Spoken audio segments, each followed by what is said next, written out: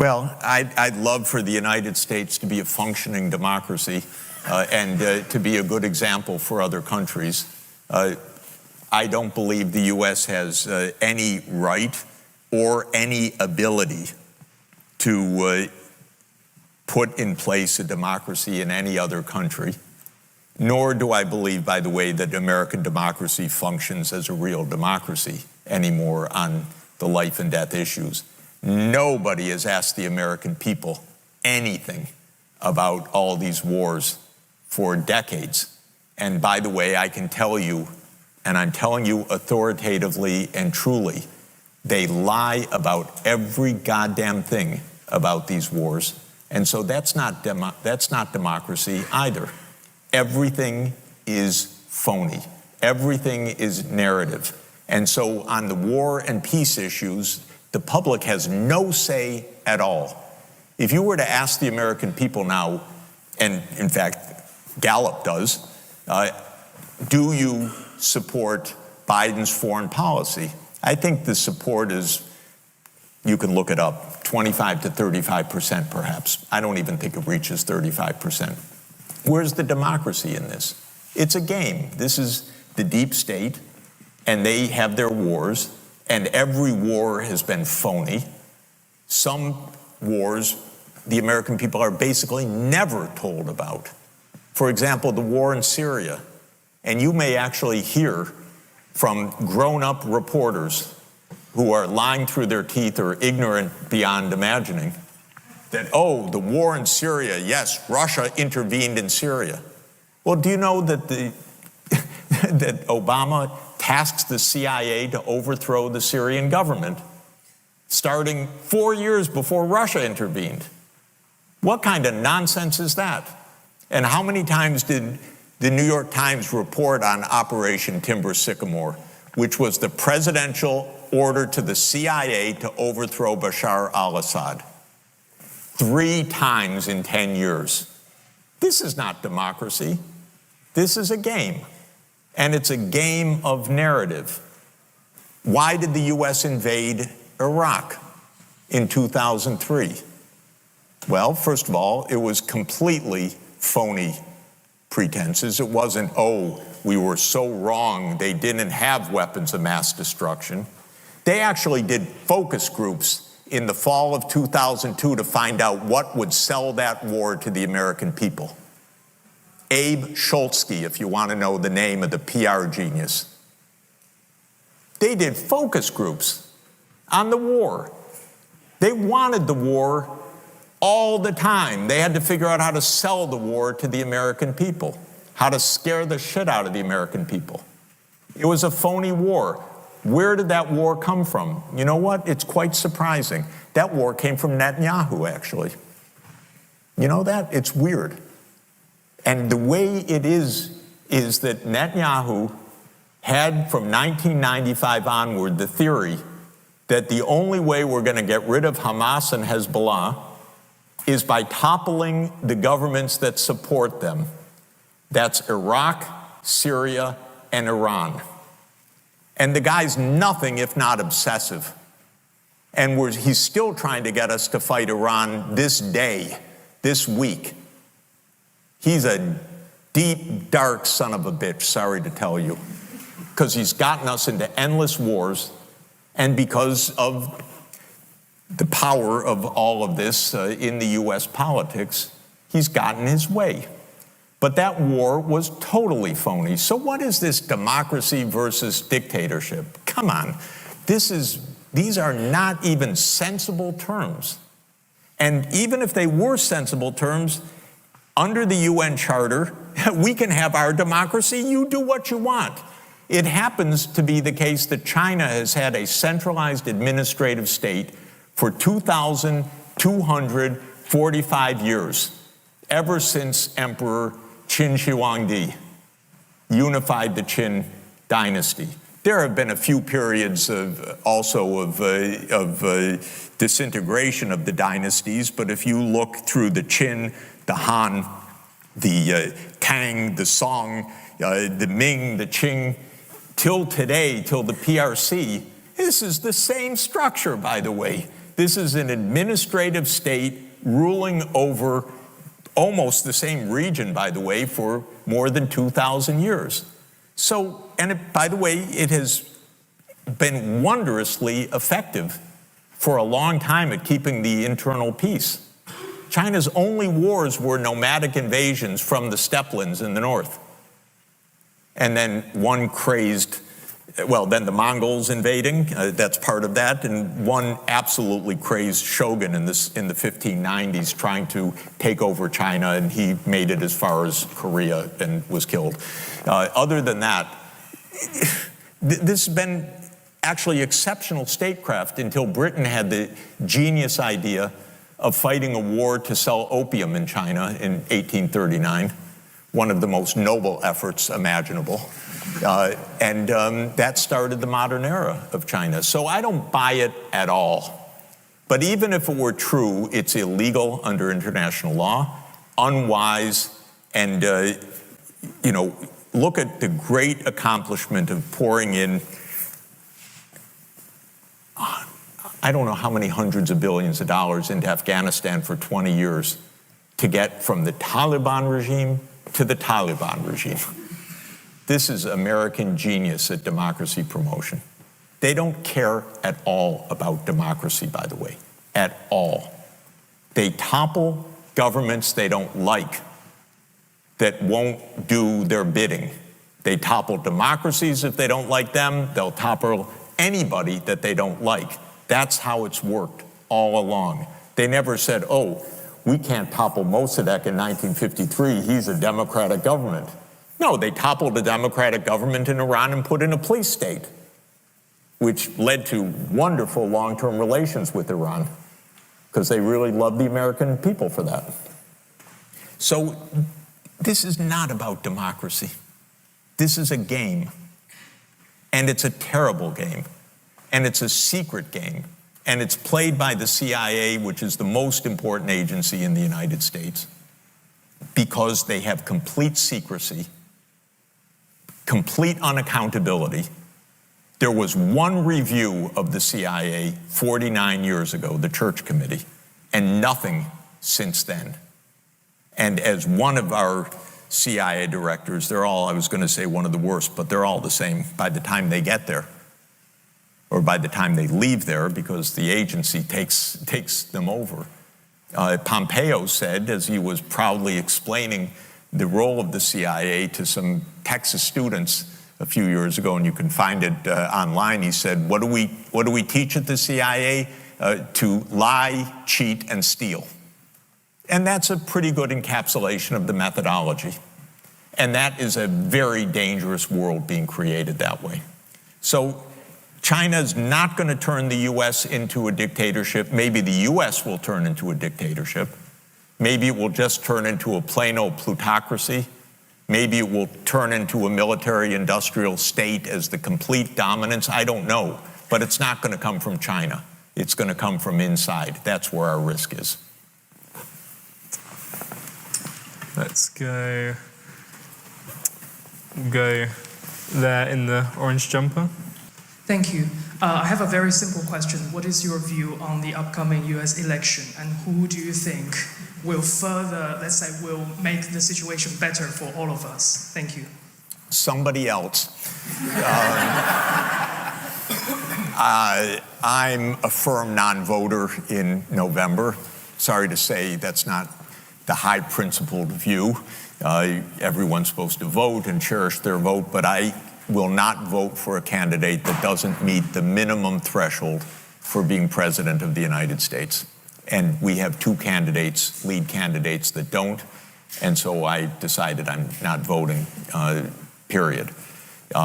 Because I want a candidate that actually has some possibility of doing something. Now, maybe they will, but not based on what they say. Every day is a profession of love for Israel's murderous reign in the Middle East. Okay, by itself, I wouldn't support that. That's enough for me, because Israel's committing a genocide in Gaza, and it's sickening, and it's obvious, and we see it every day. And if a candidate can't figure out to say something about that, I can't support them, period. But then Kamala Harris, who would normally be my candidate because I was a lifelong Democratic Party voter, although with great disappointment whether they won or lost, because when they won, I was disappointed with what they did.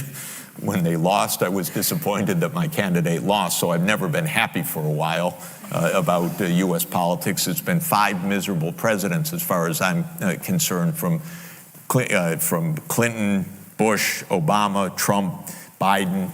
Awful. All of them. They brought us to the brink of nuclear war. Can't forgive them for that kind of recklessness. But when it comes to Ukraine, Harris says, we stand with Ukraine. Just everybody understand, what does it mean to stand with Ukraine like Boris Johnson stands with Ukraine? It means 2,000 Ukrainians killed or wounded severely every single day. That's not standing with Ukraine. That is standing with the destruction of Ukraine. It's exactly the opposite. And so that's a purely Orwellian idea that we're standing with Ukraine by continuing this war. And that's what she says, because she doesn't seem to have any idea other than what she's told to say, or she says her ideas, and either way I can't vote for her, and with Trump, don't even get me started. So the answer is I don't see either of them, based on what they're saying right now, doing much. But I think there's another point that is important in this. I'm not without hope for a quite different reason. And that is that our politics is not determined by American presidents. Our politics is determined by the security state apparatus. And what is happening right now is not in America's security interest. And so they could change their mind. And President Putin said something actually very interesting in an interview in 2017, I think in Figaro, by the time that he had had 3 presidents as his counterparts, Bush, Obama, and Trump. And he said to this reporter, French reporter in 2017, he said, you know, I've dealt with 3 American presidents now. They come into office with ideas. But then men in dark suits and blue ties come to tell them how the real situation is, and you never hear of those ideas again. And this is from a very tough-minded leader who was himself KGB. He understands how the American system works very well. He understands what the CIA means for American foreign policy. He understands that American foreign policy is very deeply rooted. It's not this one wins and then Obama changes everything and then Trump comes in and changes. Nothing like that, by the way. This has been a consistent foreign policy, arguably certainly since 1991, and arguably since 1945. And by the way, British foreign policy is the same. And I would say, arguably, British foreign policy vis-a-vis Russia goes back to 1840. It was around 1840 that the British government got the idea that Russia was a threat to Britain, to the British Empire through Central Asia, and the idea that that Russia was going to invade India through the Khyber Pass. And this became an idée fixe. And it became the basis for the Crimean War in 1853 to 1856, and russophobia basically never abated. Of course, at 2 junctures, Britain aligned with the Soviet Union, or aligned with Russia in World War I, and aligned with the Soviet Union in World War II. And the Soviet Union, of course, with 27 million dead, broke the back of Hitler's army, not Britain or the United States, which take all the credit for it. They can't even remember. They don't even invite the Russian leaders. And Russia bore the whole brunt of fighting the Wehrmacht. But then, as soon as, in the middle of 1945, after 27 million dead in the Soviet Union, and an alliance with the Soviet Union, Churchill asked the War Office to consider, what about invading the Soviet Union now, Operation Unthinkable? In other words, let's continue the war. Germany just surrendered, now we should go invade the Soviet Union. That was not put as a defensive war game. That was an actual idea of Churchill. In the summer of 1945, and the United States said, no, actually, let's not have another war right now. But that's a kind of, that's a little weird, by the way. But that's how Britain has thought for, so my point is these are very deep, consistent trends, and Britain taught the United States everything it knows, and we continue on the same deep trend. And so when you ask me what the election's going to mean, what we need is that the Pentagon and the CIA and the other intelligence agencies come to understand we're in a multipolar world.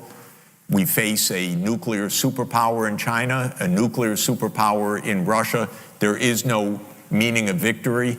Tragedy is not an option, as far as I'm concerned, for a policy. And so we need a different strategy. And then somebody in a dark suit and a blue tie will come to tell whoever's president that we're doing it differently now. And that's what we can hope for. Wonderful. I think we have time for one more question, potentially two, if this one is a shorter one. But we'll go over there in the scarf, in the sort of fifth row.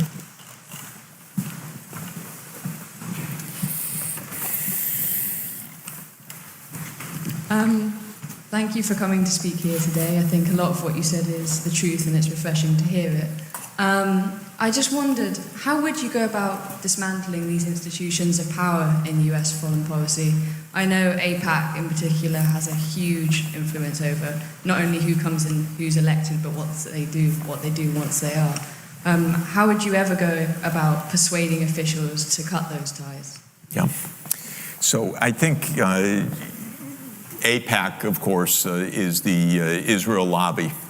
It's been extremely influential for decades. It's a significant campaign funder, but it's also one of the paradoxes of American power, which is that a few $100 million buys tens of billions of dollars of U.S. response. Basically, our Congress sells itself for very cheap. If you have, a few $100 million, you too can buy American foreign policy. So this is the ironic part of this. What to do?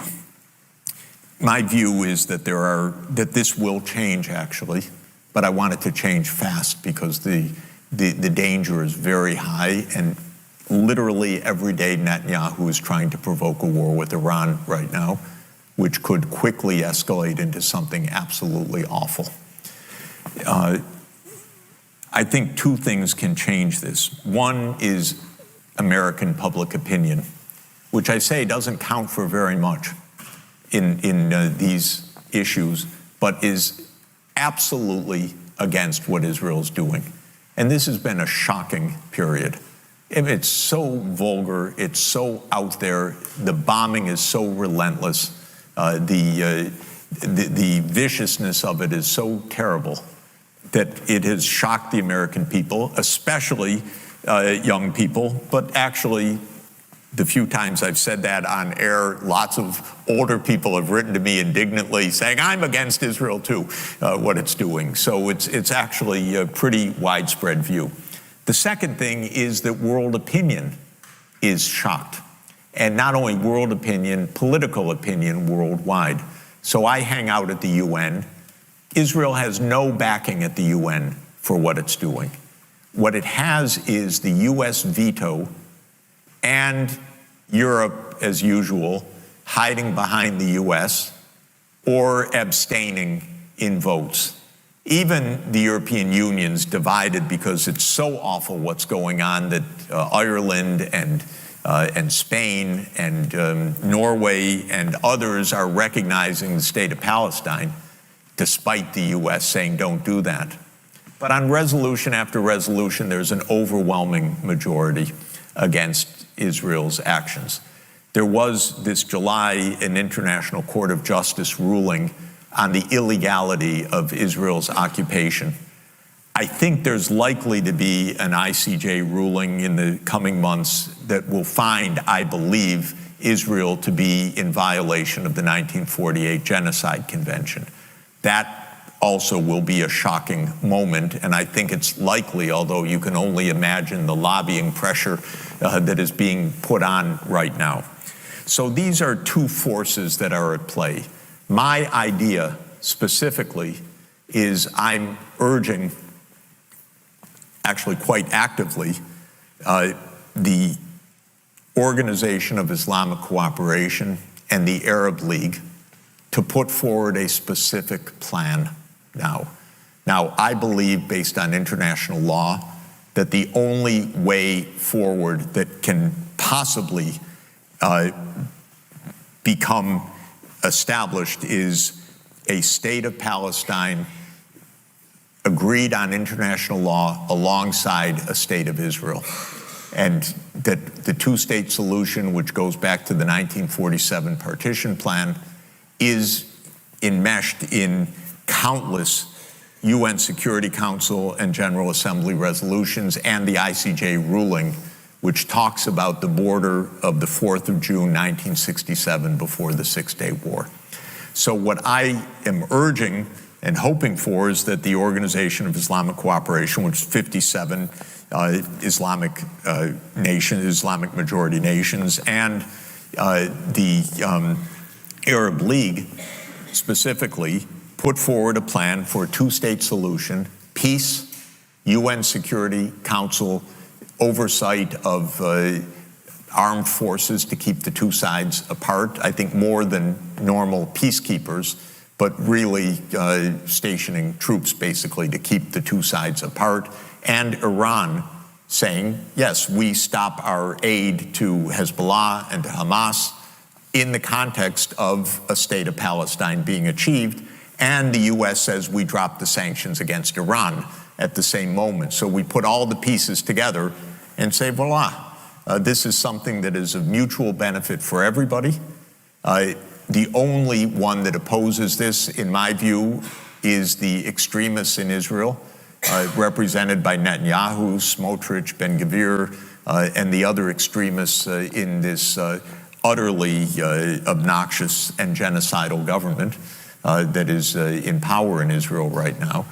And it's just one vote away, in my estimation, which is the US veto. And I believe that if the security state in the United States looks honestly and dispassionately at this, if the American people understand how many wars Netanyahu has led the American people into and what a disaster this has been, that actually it's possible to change. It's not a sure deal by any means, but I want the rest of the world to say to the United States, you, not Israel, you are the obstacle to peace, the only obstacle remaining, because we don't need Israel's approval for this. Why should Israel have a veto over a state of Palestine? Of course it has no veto in international law. It's you, the United States, that's using the veto. And I want the world to say that clearly with a plan and to be able to say to the Israeli people, this is not about squandering your safety. It's about actually your safety as in a most fundamental way. Okay, I think we have time for one very quick final question. We'll go to you on the front row there on the blue shirt on the left. Thank you so much, Professor Sachs. By your logic of nuclear war having an expected value of negative infinity, it seems that the US should never interfere when a nuclear power is doing something bad.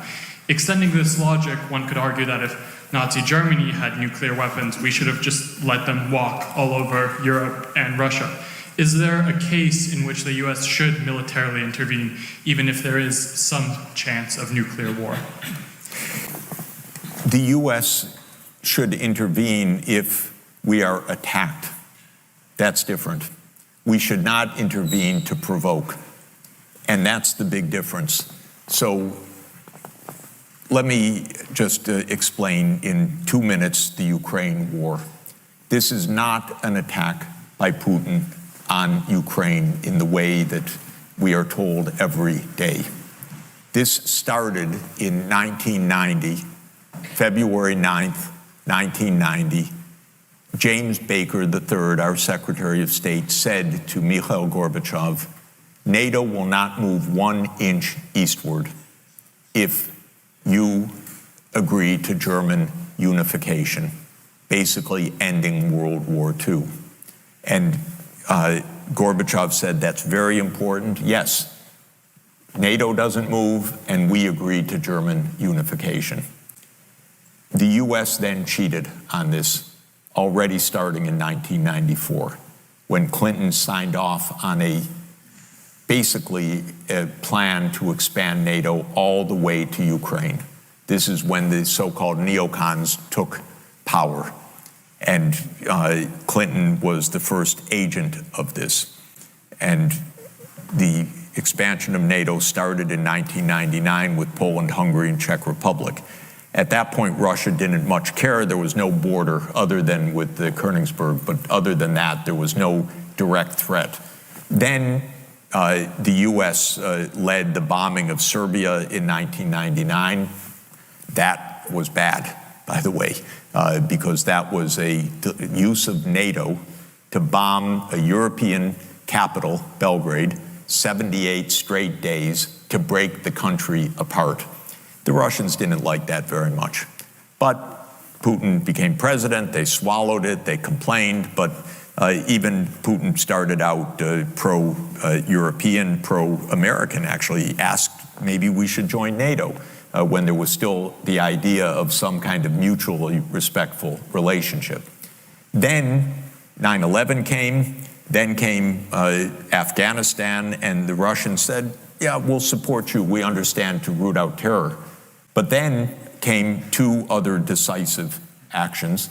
In 2002, the United States unilaterally walked out of the Anti-Ballistic Missile Treaty. This was probably the most decisive event, never discussed in this context.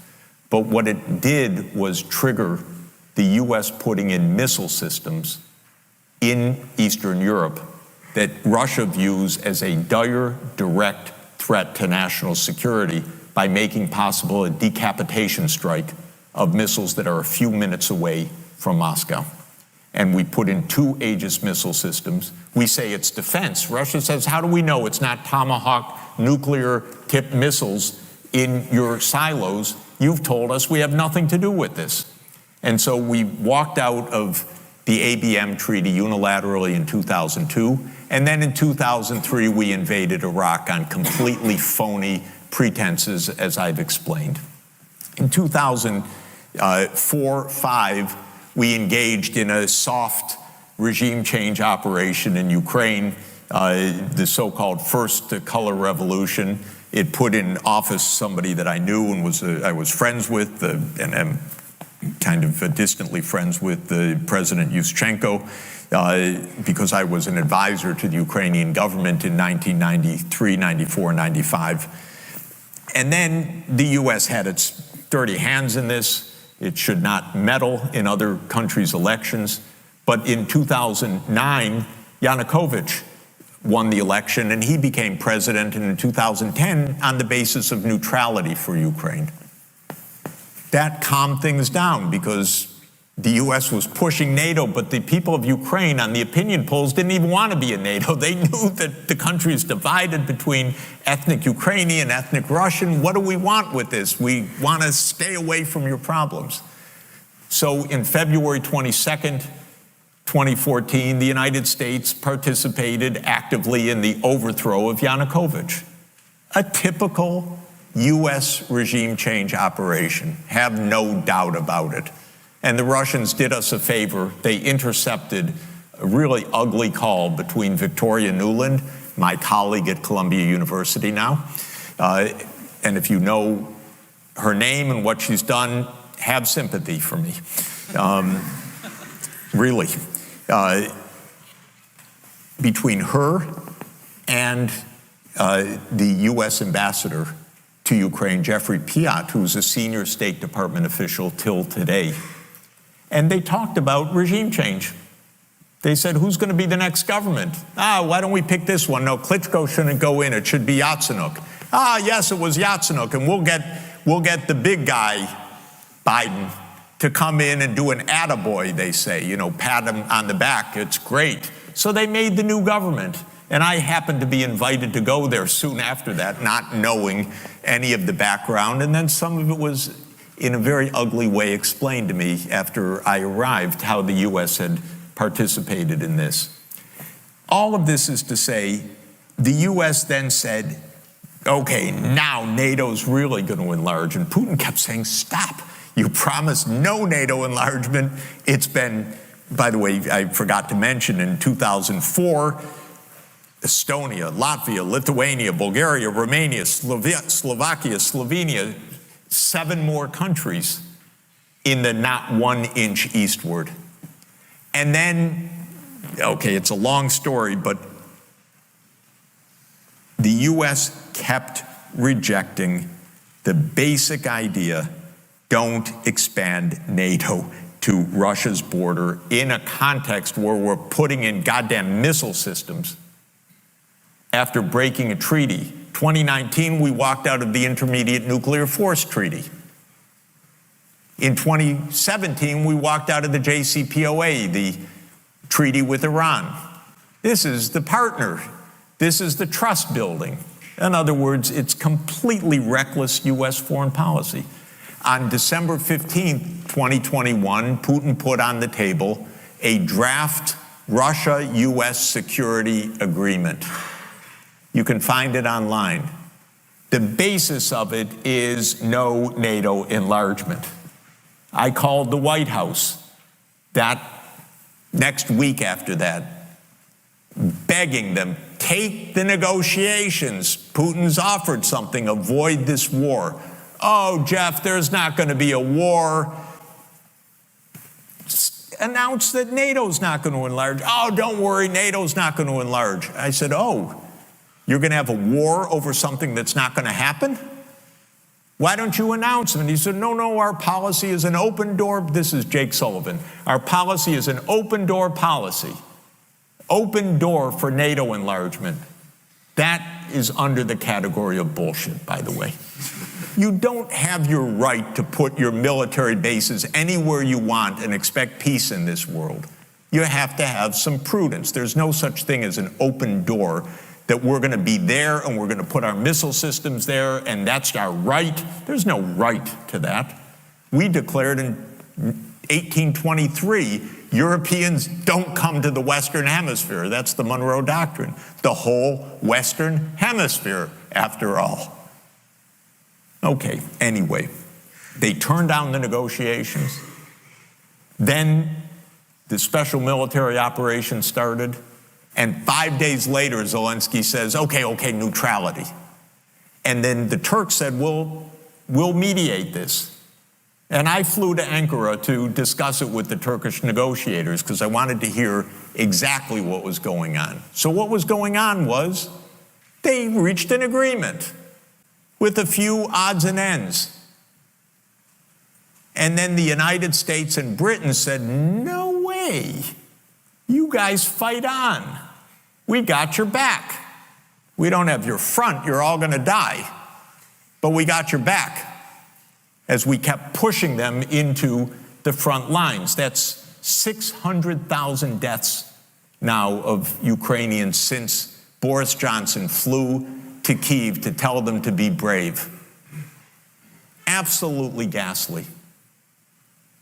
So when you think about your question, we have to understand we're not dealing with, as we're told every day, with this madman like Hitler coming at us and violating this and violating that, and he's going to take over Europe. This is complete bogus, fake history that is a purely PR narrative of the U.S. government. And it doesn't stand up at all to anyone that knows anything, and if you try to say a word of this, I got completely cut out of the New York Times back in 2022 after writing my whole life columns for them. Oh, I'd send this, okay. And by the way, online, it's not even space. You know, there's no limit. They could publish 700 words. They would not publish, since then, 700 words for me about what I saw with my own eyes about what this war is about. They won't do it. We're playing games here. So, God forbid a nuclear power comes at us. I don't know what's going to happen. But we came at them. And we should stop going after China and Taiwan. It's not our goddamn business. Taiwan is part of China. The Taiwanese said it in the Republic of China. The People's Republic of China said it. We agreed to it in countless communiques when we made diplomatic relations with China. So what the hell are we doing sending armaments to Taiwan unilaterally, having our speakers of the House go to Taiwan, inviting a disaster in the future, having publications like you can read now, it's worth looking at. The Navy just issued a plan about 3 weeks ago. It says we have to prepare for war with China by 2027. It doesn't say we'll have a war with China. It says we have to prepare for war with China by 2027. We are not playing a video game. They're playing with your futures. It's completely unbelievable to me. China's not threatening anybody abroad, anybody. And even the South China Sea disputes over these shoals, you know, where China's putting on some armaments, that's because if you read the first page of U.S. military doctrine, it is to create choke points in China's sea lanes. China's not interested in a few rocks, it's interested in not having the U.S. block its sea lanes. That's all. We have to understand the most basic points. Stay out of each other's lane so that we don't end up all dead. It's not so hard. And by the way, if you study another game theory structure, and it's quite interesting for you to do for people who are formal analysts, if you study the hawk-dove game, or the game of chicken, as it's sometimes called, which says, if the other side threatens a nuclear war, don't get into a nuclear war. But if they're being dovish, you threaten to scare the wits out of them. But if both sides collide, then we have nuclear Armageddon. If you study that game formally, and there's a payoff structure for it, and you put, as I suggest, a minus infinity in the quadrant of hawk-hawk, then the equilibrium solution is dove-dove, okay? The mixed strategy is to put 0 probability on playing hawk, because when you multiply minus infinity times any finite probability, positive probability, you get minus infinity. And so the logic is, don't play chicken with nuclear arms. Don't. And to the CIA director, I say, don't tell me whether Putin's bluffing or not. I read your memo of 2008 about how much Russia is concerned about NATO enlargement to Ukraine. It was leaked by Julian Assange, by the way. The same guy who's our CIA director was U.S. ambassador to Russia then in 2008. He wrote a memo called Niet Means Niet, which explained how it's not just Putin, it's the whole Russian political class against having NATO in Ukraine. And then he tells us now, don't worry about it. Because they're playing games with you and me. And I really resent it. So if we someday face this catastrophe that you're presenting, there won't be a good answer, by the way. President Kennedy, incidentally, in the middle of the Cuban Missile Crisis, made a side remark. He said, "I'd rather have my daughter be red than dead," when the bumper sticker slogan was "better dead than red." And he said it the opposite. You know, he's a human being. He's a wonderful human being. And so I don't know what the answer to the question is. God forbid, but we're not in that situation right now. And the way to get out of that situation is not only to stay out of each other's red lines, but also to disarm. We've got to get back to nuclear arms control.